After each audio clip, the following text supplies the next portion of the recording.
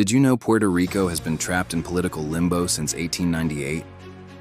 For more than 125 years, we've been living in uncertainty. Not a state, not independent, not fully autonomous. Four main options are always debated: statehood, independence, Commonwealth, autonomy with Spain. Today we re-breaking them down side by side, the real pros and cons, so you can judge for yourself what future could finally bring Puerto Rico dignity, stability, and respect. 1. Statehood, becoming the 51st state of the U.S. Let's start with statehood, the push to make Puerto Rico the 51st state. Pros: Puerto Ricans would finally have equal representation, 2 senators, voting representatives in Congress, and the right to vote for U.S. president. We'd gain full federal equality in programs like Social Security, Medicare, and Medicaid.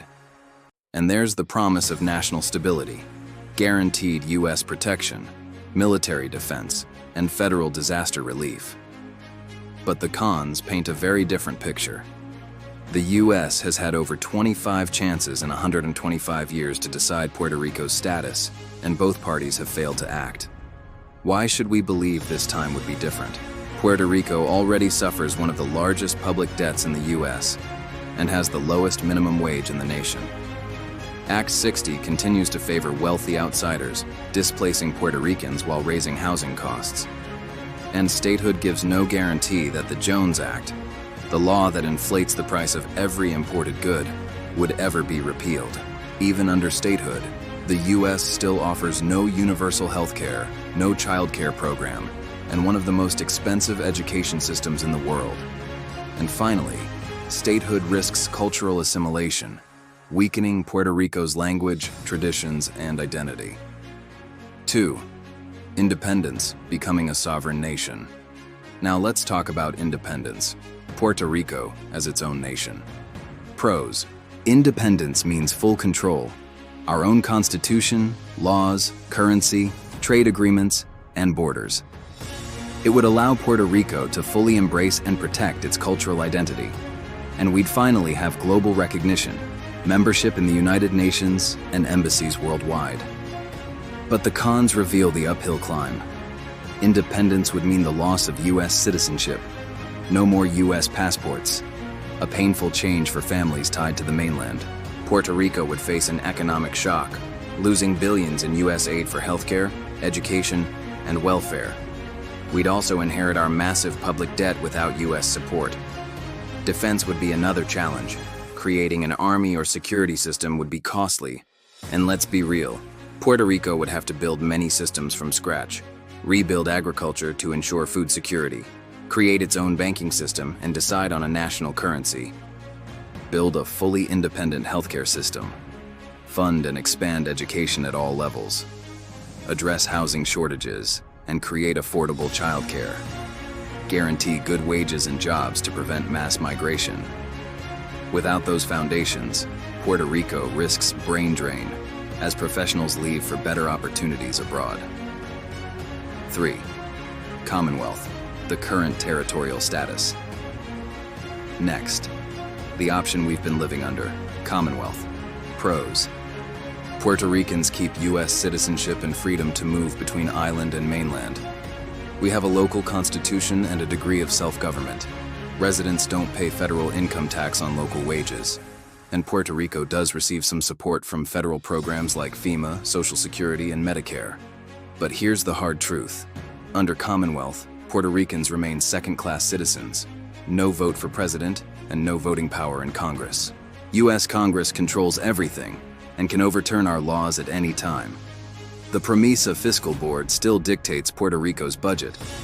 Washington overrules San Juan. Federal programs are unequal. Healthcare, welfare, and Social Security benefits are capped far below what U.S. states receive. Puerto Rico carries the colonial stigma, still on the UN list of non-self-governing territories. Act 60 enriches outsiders while pushing Puerto Ricans out of their communities. The Jones Act keeps shipping costs high, making food and goods more expensive for island families. And worst of all, Commonwealth is permanent limbo. Not a solution, just endless uncertainty. 4. Autonomy with Spain, the Canary Islands model. Finally, a path rarely discussed, but growing in attention. Autonomy with Spain. Pros.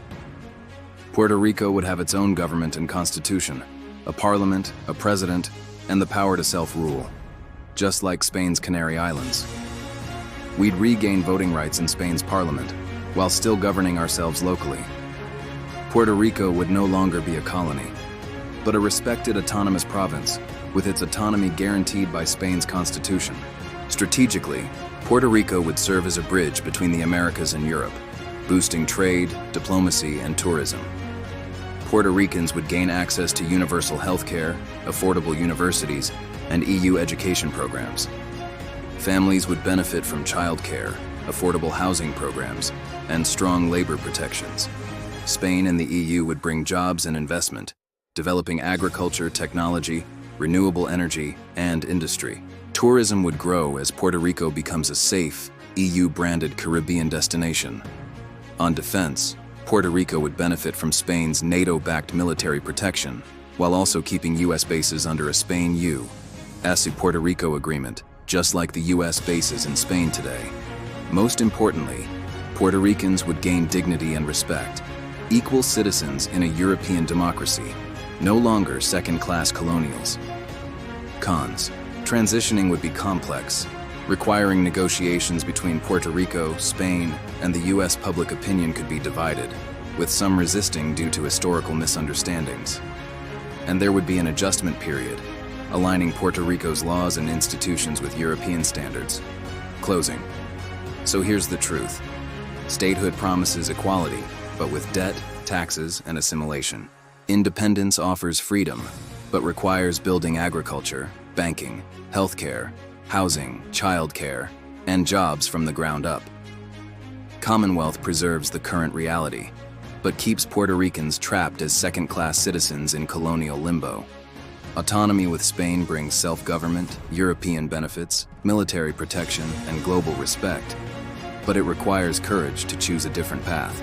So, my brothers and sisters, do you still believe the United States has been good for Puerto Rico? Or is it time to finally move toward dignity, respect, and a real solution?